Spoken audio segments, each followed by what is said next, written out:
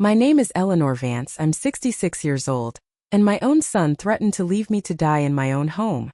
Before I tell you about the secret I'd been preparing in my basement that would ruin his life forever, let me know where you're watching from in the comments. It all came to a head on a Tuesday. In the kitchen I'd spent 40 years filling with the smell of baked bread and Thanksgiving turkeys. The air that day was thick with something else. Hate.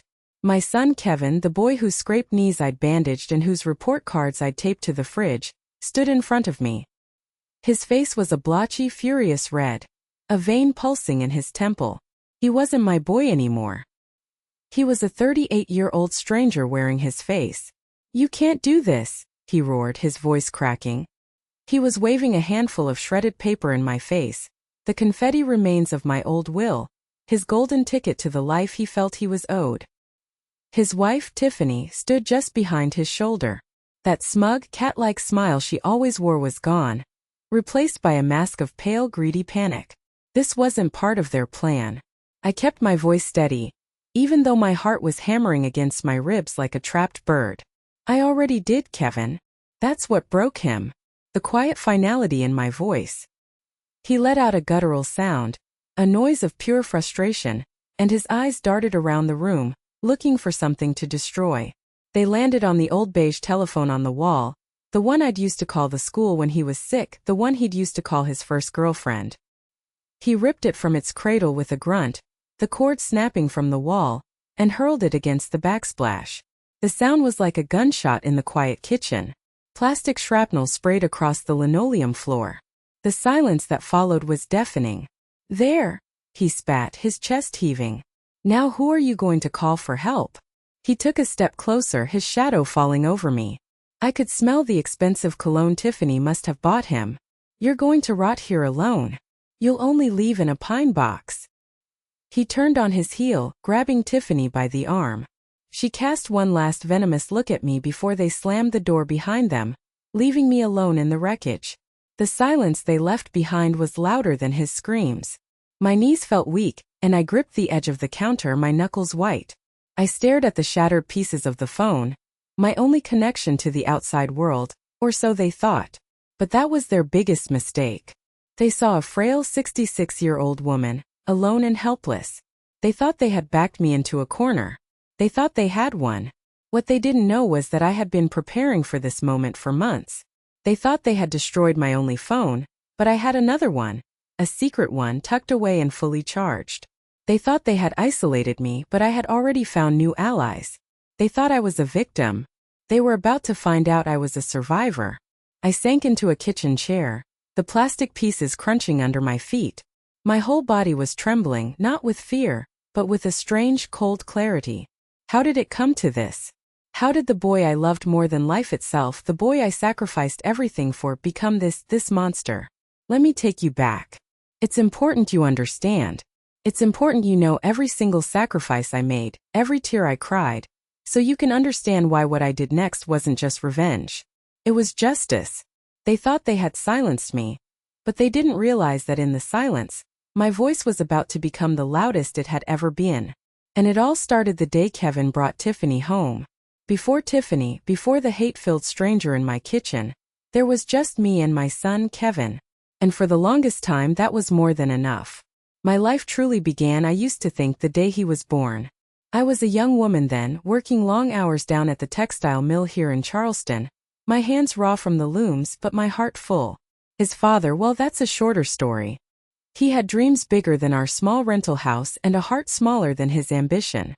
He walked out when Kevin was 8, leaving behind nothing but a pile of bills and a hole in our lives.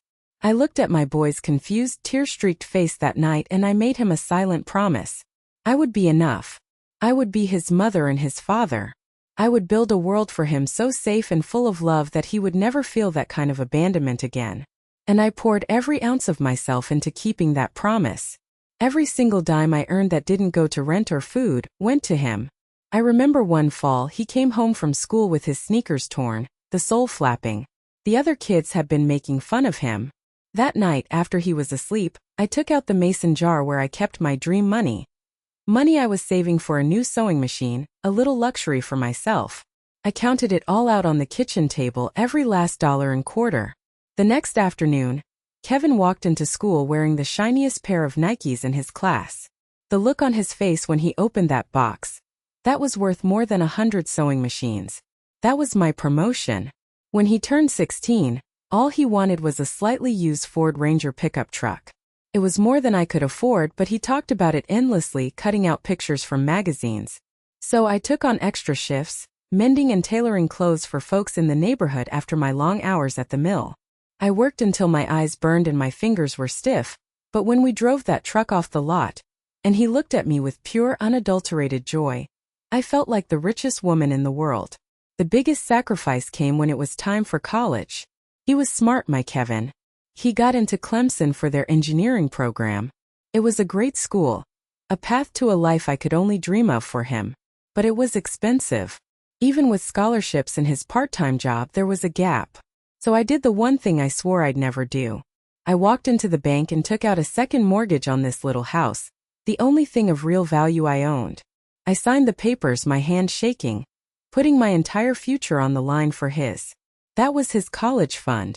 He graduated with honors just like I knew he would. He got a fantastic job with a big construction firm downtown, a high salary, a corner office in the making.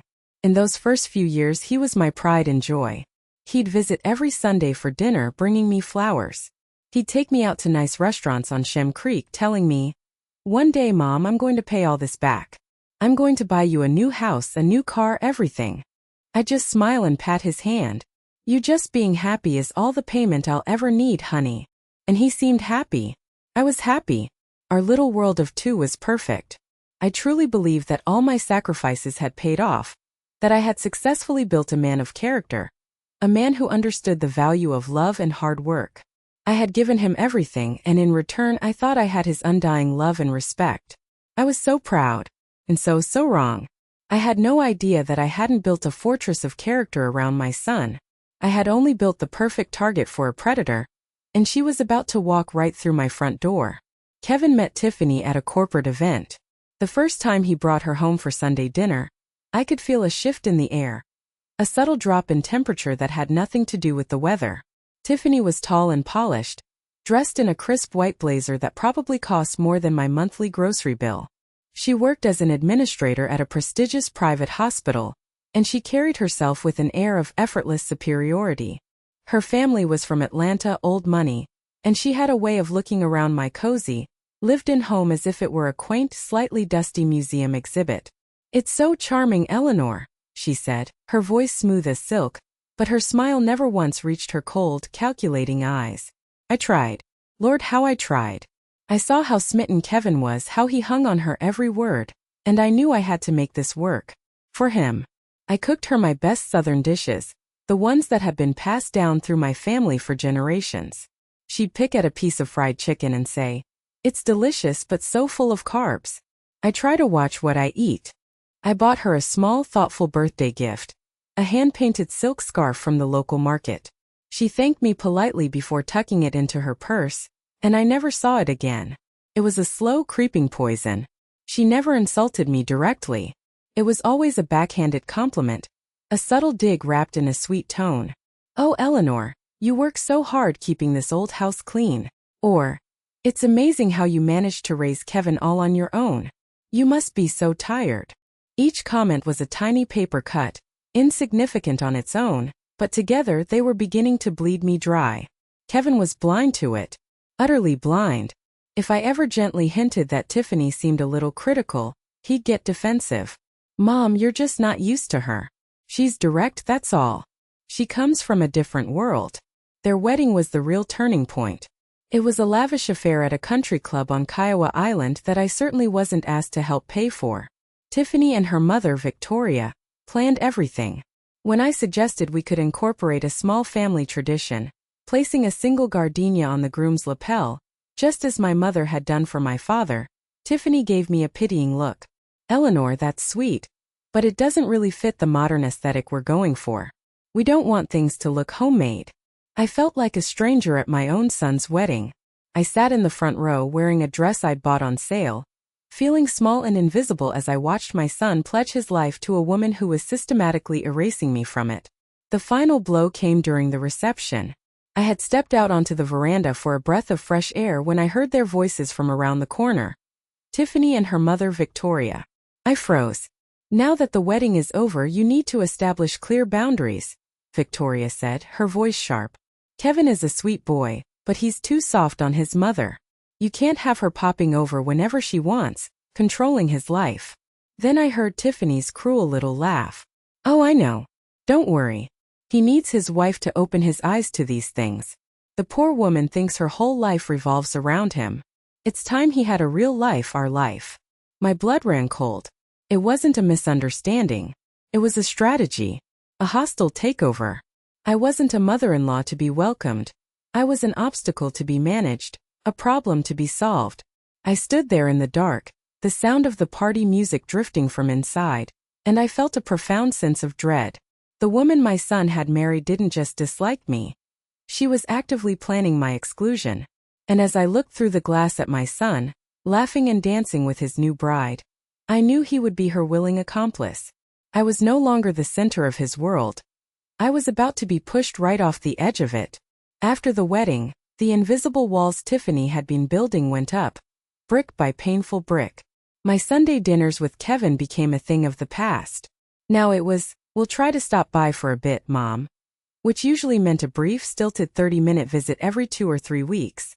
Kevin would sit stiffly on the couch where he used to curl up and watch cartoons, while Tiffany dominated the conversation with talk of their new friends, their plans to renovate the upscale condo they'd bought, and her latest promotion at the hospital. Every time Kevin and I would start to have a real conversation, a moment of our old connection, she'd cut in. Oh, Kevin, honey, don't forget we have that dinner reservation. Or, Eleanor, you look tired. We should probably let you rest. She spoke about me as if I were a fragile antique, not the woman who had worked double shifts to give her husband the life he now took for granted. And Kevin, he just let it happen. The warm, considerate son I had raised was being replaced by a cool, distant man who seemed almost ashamed of me, of our humble beginnings. This little house, the one filled with every memory of his childhood, was now just Mom's place. A stop on the way to somewhere more important. The first time he truly broke my heart was about 3 months into his marriage. He came over alone, and for a fleeting moment my hopes soared. I'd made his favorite meal, shrimp and grits, the way he loved it. But his face was a grim mask. He sat at the kitchen table and pushed the food around his plate. Mom, we need to talk, he said, not looking at me. Tiffany and I feel. Well, we feel like we need a little more space. The words hit me like a bucket of ice water. Space? What do you mean, sweetie? You only come by every few weeks. My voice trembled. He finally looked at me, his eyes cold. That's the problem. Tiffany feels like our marriage can't really start as long as I'm so obligated to be here. She says you're too dependent on me for your happiness. You made your whole life about me, and it's a lot of pressure, Mom. It's suffocating. Suffocating. The love of a mother, the lifetime of sacrifices reduced to a single ugly word. I had given him wings to fly, and now he was telling me I was the cage. That was just the beginning. The next blow was even more insidious. It was Tiffany's campaign to isolate me completely. My best friend, Margaret Gable, who lived next door, suddenly started acting distant. Our daily chats over the fence became brief nods. One day, I finally asked her if something was wrong. Margaret looked uncomfortable. Well, Eleanor. Tiffany called me. She was just concerned about you. She said you've been very forgetful lately, getting a bit paranoid. She said you've been imagining things, saying she's being unkind to you when she's only trying to help. I was floored. Tiffany hadn't just built a wall between me and my son. She was now building them between me and my friends, poisoning the well, making me sound like a crazy, senile old woman. She was gaslighting me through the people I trusted most. Then came the money. Kevin called, his voice suddenly warm and familiar again. Mom, could you possibly help us out? Tiffany's car needs a major repair, and we're a little short after the condo down payment. Just $5,000. I'll pay you back in a couple of months, I promise. It was nearly all of my emergency savings, the money I'd carefully put aside for my own old age. But hearing that hint of my old Kevin, the son who needed me, I couldn't say no. I transferred the money that afternoon. The months came and went. Every time I gently brought it up, there was an excuse. The renovations cost more than we thought. Tiffany needed a new wardrobe for her new position. The money was gone. I knew I would never see it again. It wasn't a loan. It was a toll I had to pay just to pretend I was still part of my son's life. But even that wasn't enough. The worst was yet to come. A moment of cruelty so profound it would change everything. The phone call from my doctor's office sent a jolt of fear through me. It wasn't an emergency, my doctor, Dr. Miller, assured me, but a routine checkup had shown a small irregular shadow on my lungs. He wanted me to come in for a more detailed scan just to be safe. "Don't you worry now, Eleanor," he said in his calming voice. "9 times out of 10 these things are nothing. But we have to check." But I did worry. I was 66 years old, a widow, and utterly alone. The thought of sitting in that sterile waiting room, waiting for a verdict that could change my life, was terrifying. I needed my son. Just for an hour. I needed to hold his hand, to hear his voice telling me everything would be okay, just like I had done for him 1,000 times. Called Kevin. My hands were trembling so badly I could barely dial the numbers. I explained the situation, trying to keep my voice from shaking. To my surprise and immense relief, he agreed. "Okay, Mom. Yeah, of course. Just text me the time and address. I'll be there." For the next 2 days, a tiny flame of hope flickered within me. Maybe I was wrong. Maybe when it really mattered, my son would still show up for me. Maybe Tiffany's influence hadn't completely extinguished the boy I raised. I felt a lightness I hadn't felt in months. The day before the appointment, that flame was brutally snuffed out. The phone rang. It was the receptionist from the imaging center. "Mrs. Vance? I'm just calling to confirm the cancellation of your appointment for tomorrow at 2 p.m. I felt the blood drain from my face. Cancellation? I didn't cancel it. There must be a mistake. There was a brief pause on the other end, the rustling of papers. "No mistake, ma'am. We received a call about an hour ago from your daughter-in-law, a Tiffany Vance. She said you'd gotten your dates mixed up and were feeling a bit confused, and that you needed to reschedule. She was very polite." Confused. The word hit me like a slap. It was Margaret Gable all over again, but 100 times worse. This wasn't just a social lie. This was a deliberate, cruel interference in my health. My hands were shaking again, but this time with a white-hot rage. I immediately called Kevin. He answered on the 3rd ring, sounding annoyed. "Mom, I'm in a meeting." "Kevin, Tiffany canceled my doctor's appointment." I cried, my voice tight with panic and anger. "She called them and told them I was confused." There was a sigh on the other end of the line, a heavy, impatient sound that shattered what was left of my heart. "Mom, calm down. I just talked to Tiffany. She said she called them for you because you sounded so anxious on the phone, and she thought it would be better to move it to next week when we both have more time. She was trying to help." "Help?" I whispered, incredulous. "By lying? By telling them I'm senile? Kevin, I'm scared. I need to go tomorrow." "For God's sake, Mom, you're overreacting," he snapped, his voice sharp and cold. "Tiffany knows what she's doing. She works in the medical field. You're getting worked up over nothing. We'll deal with it next week. I have to go." And he hung up. I stood in my kitchen, the dial tone buzzing in my ear. He didn't just believe her. He defended her. He chose her lie over my terror. He chose her perception of me as a confused old woman over the reality of me as his mother who was scared and needed him. The next day, I took a taxi to the imaging center. I sat in that cold, impersonal waiting room by myself. I watched other women my age walk in, flanked by their husbands, their sons, their daughters. They held hands. They whispered words of encouragement. And I sat there, utterly, profoundly alone, made a stranger by my own child. You can imagine the relief I felt when the doctor came out, smiled, and told me the scan was clear. It was just a benign scar from an old infection. I was healthy. But as I walked out of that building into the bright Carolina sun, I didn't feel joy. I felt a chilling, desolate emptiness. The test results said I was fine, but something inside of me had been diagnosed that day. Something had been declared terminal. My hope for my son. I had lost him. Not to sickness or to distance, but to a casual, soul-crushing cruelty I could no longer ignore. And as I rode home in silence, I knew I couldn't go on like this. I couldn't keep begging for scraps of love from a table where I was no longer welcome.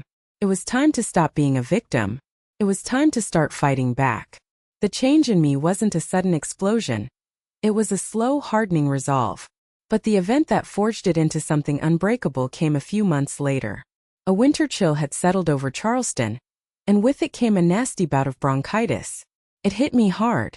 For a week I was laid up in bed, my body aching with a fever that wouldn't break, and a deep rattling cough that tore at my chest. At 66, being that sick and alone is a terrifying experience. There were moments in the dead of night, struggling for breath, where I genuinely feared I wouldn't see the morning.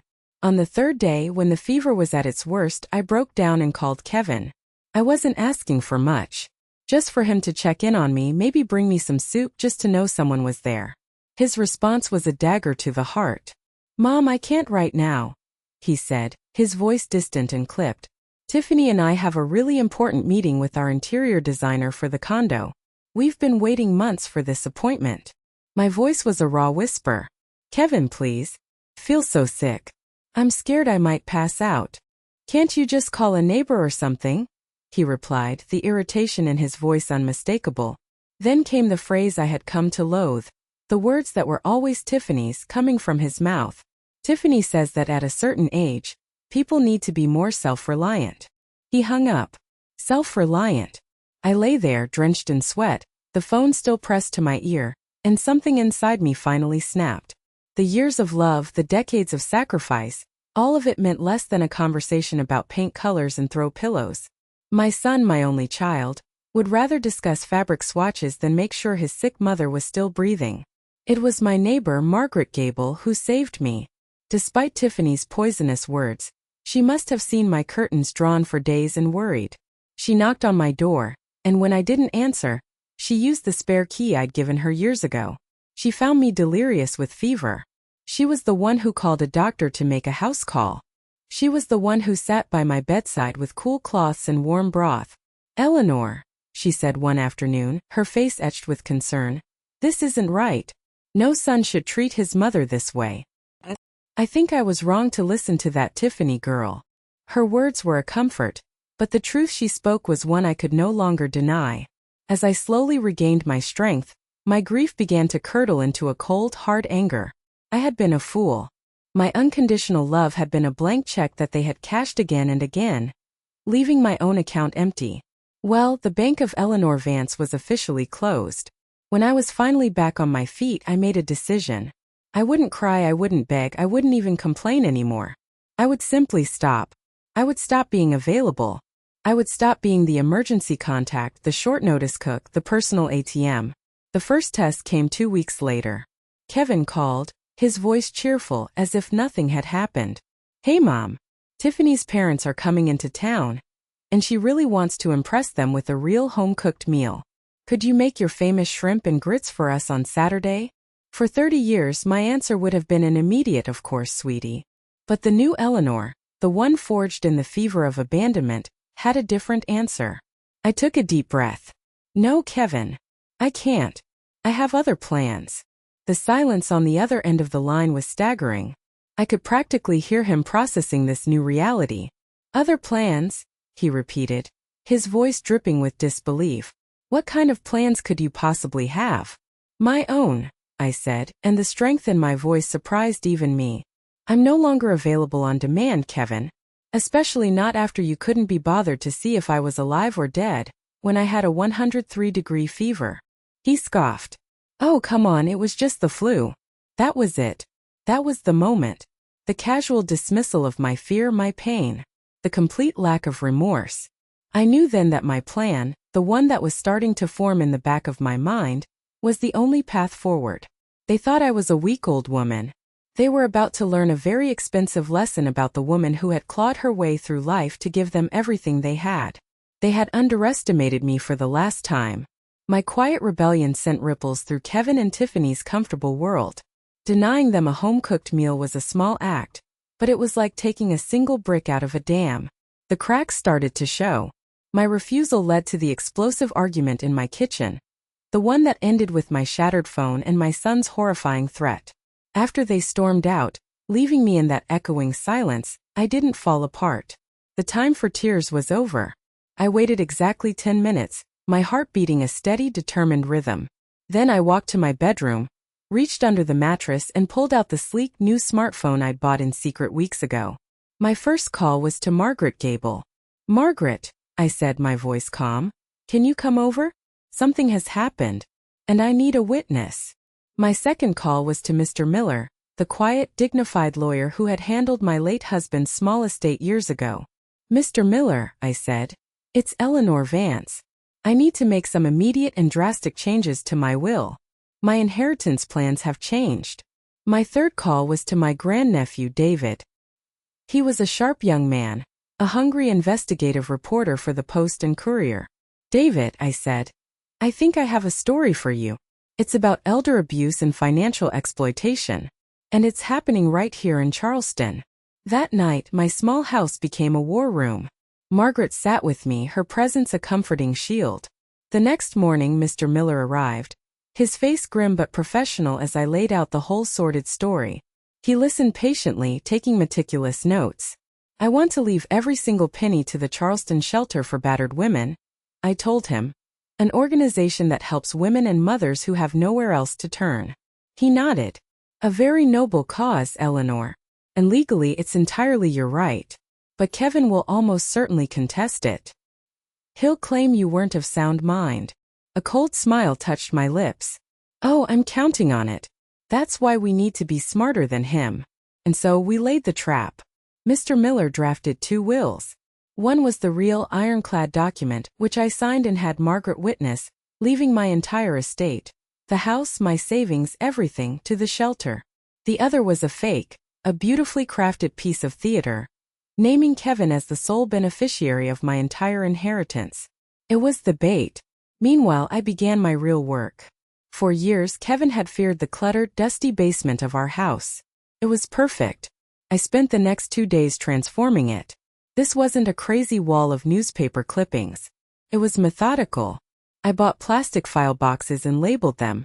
Financial exploitation contained copies of the bank transfer for the $5,000 and printouts of the text messages where Kevin promised to pay me back. Emotional abuse held a journal where I had documented, with dates and times, every cruel comment, every missed appointment, every dismissive sigh. Medical negligence was the most damning. I had gone to Dr. Miller's office and gotten a signed affidavit from his receptionist detailing Tiffany's call, where she explicitly stated I was confused. David, my reporter nephew, was invaluable. He showed me how to set up a small, discreet camera in the corner of the basement, and how to link it to a laptop for a live video feed. He also helped me recover some deleted voicemails from my old phone company account, voicemails where Kevin was audibly annoyed at my pleas for help. By the time Kevin and Tiffany returned the next day, as I knew they would, the stage was set. I had rehearsed my role. I was no longer Eleanor Vance, the strong-willed survivor. I was Eleanor Vance, the broken, terrified old woman they expected me to be. I opened the door before they could knock, my shoulders slumped, my eyes downcast. Kevin's face was a mixture of impatience and arrogance. Tiffany's was pure, triumphant condescension. "Well," Kevin said, striding into my living room as if he owned it, "have you had some time to think? Are you ready to be reasonable?" I nodded meekly, wringing my hands. "Yes, Kevin. I'm sorry. You were right." I pulled the fake will from a folder on the table. Mr. Miller came by. I fixed it.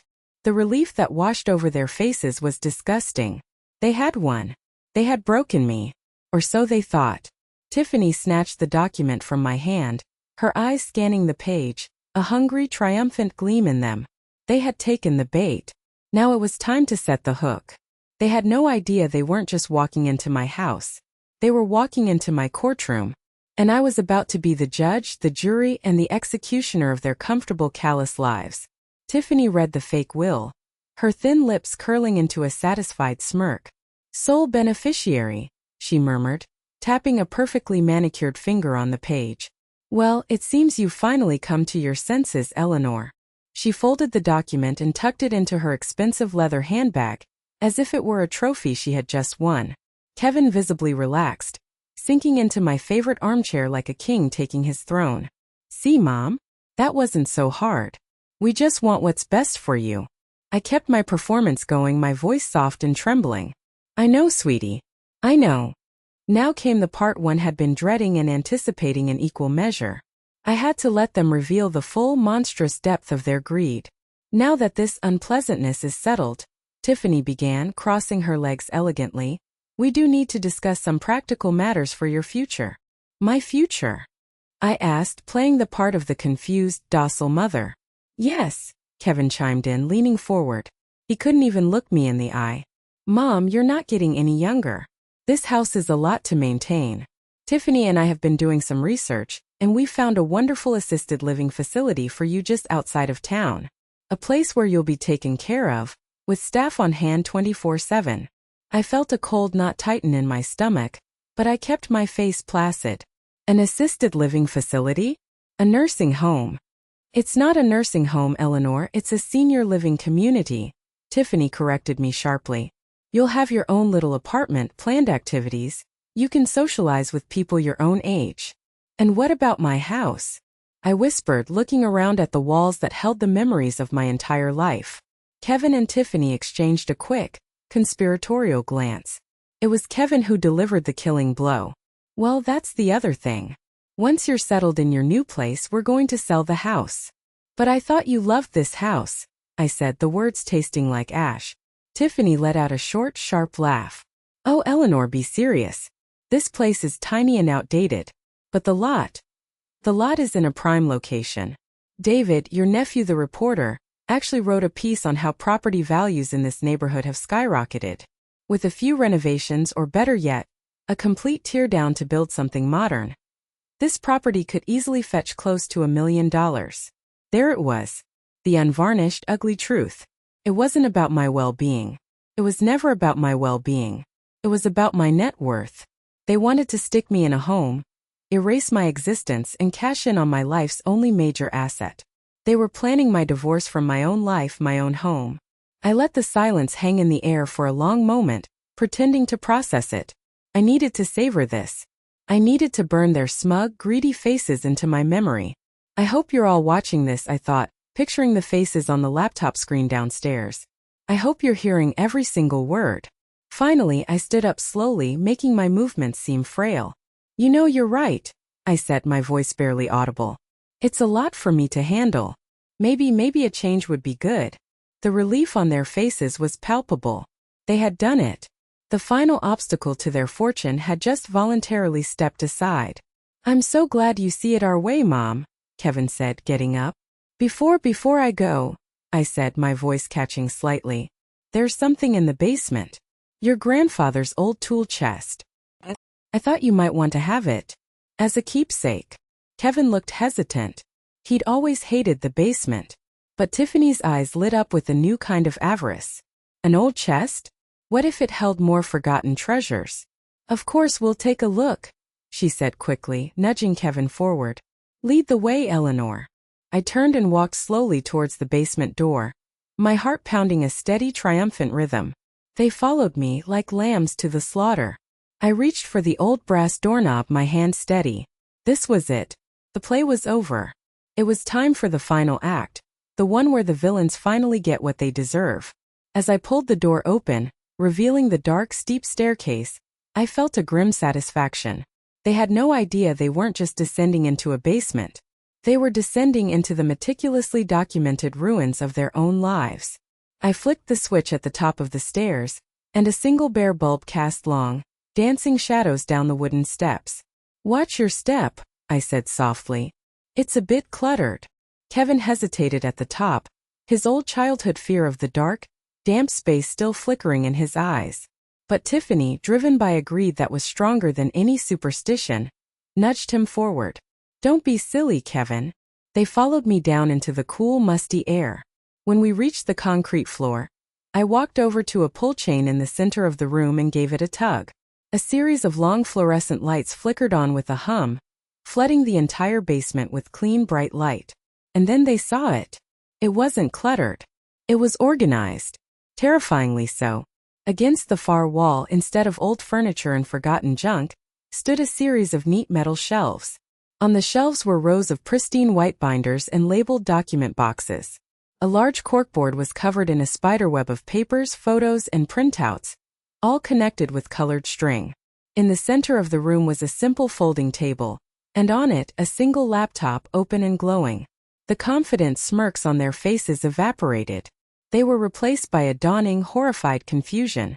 What is all this? Tiffany stammered, her eyes wide as she took in the scene. This, I said, my voice no longer meek but ringing with a cold, clear authority, is my archive. It's the truth. I walked over to the first set of shelves. This section, I said, tapping a binder labeled Financials, is a record of every dollar you've borrowed from me, Kevin. The $5,000 for the car is right here, along with the text messages where you promised to pay it back. The grand total comes to just over $7,000. Kevin went pale, stumbling backward. And this, I continued, moving to the next shelf, my voice gaining strength, is where I've documented the emotional abuse. I pulled out a journal. This entry is from the day you told me my love was suffocating. And here, I gestured to the corkboard, are printouts of Tiffany's social media posts, the ones where she makes thinly veiled jokes about her crazy old mother-in-law to her friends. Tiffany let out a choked gasp, her hand flying to her mouth. But my favorite, I said, my voice dropping to a near whisper as I walked towards the last section, is this one. I held up a crisp, official-looking document. I call this one medical negligence. I looked directly at Tiffany. This is a signed, notarized affidavit from the receptionist at the imaging center, detailing your phone call where you lied and said I was confused, in order to cancel my medical appointment. Lying to a medical provider to interfere with a patient's care. I believe they call that a felony. That's when they saw the laptop. They drifted towards it like moths to a flame, their faces masks of disbelief. On the screen they saw 3 windows in a live video call. In one was the calm, stern face of my lawyer, Mr. Miller. In another was the concerned face of my neighbor, Margaret. And in the third was the sharp, focused face of my nephew, David, the reporter. Hello, Kevin. Tiffany. Mr. Miller's voice boomed from the laptop speakers, startling them both. We've been watching. We've recorded your entire conversation from upstairs, including your plan to sell Eleanor's house and put her in a facility against her will. It's been a most illuminating morning. Tiffany shrieked and lunged for the laptop, but I was faster. I snapped the lid shut. Too late, I said calmly. Everything is recorded. Saved to a cloud server. Multiple copies. Your plan to get power of attorney, your confession about the $1 million property value, all of it. Kevin finally found his voice, a pathetic broken whimper. Why would you do this? Why? I felt a tear, a single hot tear of rage and vindication, trace a path down my cheek. You stood in my kitchen yesterday and threatened to let me die alone. You tell me why. I walked back to the table and picked up another document. This one was thicker. This is why, I said, holding it up. You saw the fake will upstairs. This is the real one. Kevin snatched it from my hands, his eyes flying across the first page. He swayed on his feet as he read it, the color completely draining from his face. What is it? What does it say? Tiffany demanded, trying to read over his shoulder. I didn't let him answer. I wanted them to hear it from me. It says, I announced, my voice echoing in the silent basement, that my entire estate, this house, my savings, every last penny, is to be left to the Charleston Shelter for Battered Women. It has a special clause, written by my lawyer here, explicitly disinheriting my son, Kevin Vance, and his wife, Tiffany Vance, due to documented cases of abuse and financial exploitation. The document slipped from Kevin's numb fingers and fluttered to the floor. They stood there, surrounded by the undeniable, meticulously catalogued evidence of their own cruelty, finally understanding. They hadn't just lost an inheritance. They had lost everything. And as the sound of approaching sirens grew louder from the street above, they knew the bill for their actions had finally come due. The fallout was swift and spectacular. David's article, titled The Inheritance of Betrayal, A Son's Plot Against His Own Mother, was published on the front page of the Post and Courier Sunday edition. It didn't just tell my story. It included damning quotes from the transcript of their conversation, the one we had all listened to live from the basement. The story went viral. The construction firm where Kevin had built his career fired him within a week, citing a morals clause in his contract. The scandal was too public, too ugly. The prestigious hospital where Tiffany worked as an administrator quietly let her go, wanting to distance themselves from a woman implicated in medical interference and elder abuse. Their perfect life, built on my sacrifices and their own greed, crumbled to dust. They were forced to sell their upscale condo to pay their mounting legal bills. The social circle they prized so highly turned their backs on them. And about 6 months later, I heard through the grapevine that Tiffany had filed for divorce. It turned out her loyalty to Kevin was directly tied to his salary and future prospects. Without them, she had no use for him. I won't lie and say I didn't feel a grim sense of satisfaction. I did. But it wasn't joy. It was the quiet, hollow feeling of justice served. The real joy came from what I did next. I didn't want to live my remaining years defined by their betrayal. I wanted to be defined by what I could build, not what had been torn down. The clause in my will about the women's shelter had sparked an idea. Why wait until I was gone to help? With the guidance of Mr. Miller and the enthusiastic support of Margaret and David, I took a portion of my savings, including the $5,000 the court ordered Kevin to repay me, and started a new project.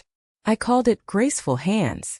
I rented a small, sunny storefront in a modest neighborhood and converted it into a workshop. I reached out to the very shelter I had named in my will and offered a partnership.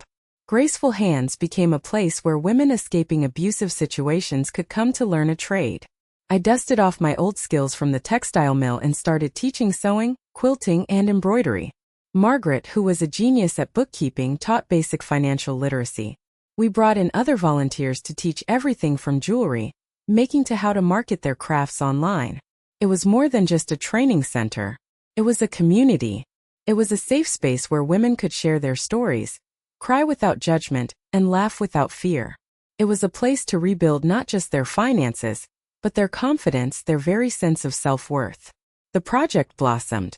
The local news did a follow-up story on me, not as a victim but as a founder. Donations started coming in. We expanded, offering childcare so the mothers could learn without worry. We helped women find jobs, start their own small businesses, and move into safe housing. My life became fuller than I had ever imagined possible. My days were filled with the hum of sewing machines, the chatter of determined women, and the proud smiles of those who had just made their first sale. My little house, once a place of lonely heartache, was now often filled with friends from my new life, sharing potluck dinners and celebrating small victories. One afternoon, I was looking through an old photo album and found a picture of myself at 18, just arrived in Charleston, with a hopeful smile and a cheap floral dress. I remembered the girl I used to be, the one with dreams that had nothing to do with being a mother or a wife. For decades, I thought that girl was gone forever, replaced by the self-sacrificing mother I thought I needed to be. But looking at the bustling workshop of Graceful Hands, seeing the legacy I was building with my own 2 hands, I realized that girl hadn't disappeared. She had just been waiting patiently for me to finally come back and find her. I was no longer just Kevin's mother. I was Eleanor Vance, and I was finally gloriously free. Nearly a year had passed since that terrible day in the basement. The hydrangeas in my garden were in full bloom, their heavy blue heads nodding in the warm summer breeze. My life had found a new, comfortable rhythm, filled with purpose and the quiet joy of true friendship. The sharp edges of Kevin's betrayal had softened into a dull scar, a permanent part of me, but one that no longer ached with every breath. Then one afternoon the letter arrived. It was a plain white envelope with no return address, left in my mailbox. But I knew the handwriting instantly. My heart gave a painful lurch. For a moment I considered throwing it away, unopened. But curiosity, and perhaps the last lingering ember of a mother's love, made me carry it inside. With trembling hands I sat at my kitchen table and opened it. The letter wasn't long. It wasn't a plea for money or a demand for forgiveness. It was something else entirely. "Dear Mom," it began. "I don't know if you'll even read this, and I wouldn't blame you if you threw it in the trash. I'm not writing to ask for anything. I'm writing to say thank you. Thank you for saying no. Thank you for not saving me. Thank you for letting me hit rock bottom because I needed to. Losing everything, the job, the condo, Tiffany, the respect of everyone I knew, was the most horrific and the most necessary thing that has ever happened to me. It forced me to look at the man I had become, and I was disgusted.